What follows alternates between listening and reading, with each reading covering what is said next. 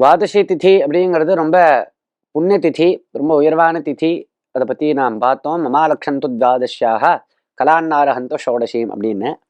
அதுலேயும் இந்த மகாலயபக்ஷத்தில் வருது இது இந்த துவாதசி.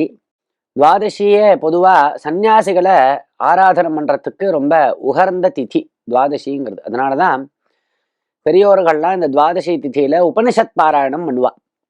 நமது முன்னோர்களில் சில பேர் சந்நியாசம் வாங்கிண்டு சித்தியாயிருப்பா.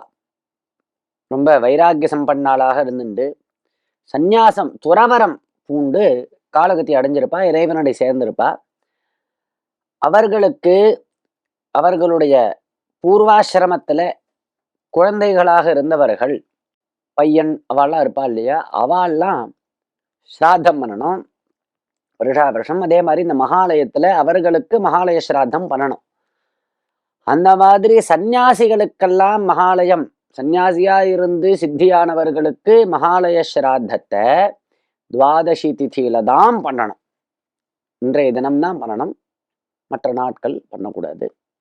அதுக்கு இந்த துவாதசியில தான் பண்ணணும்.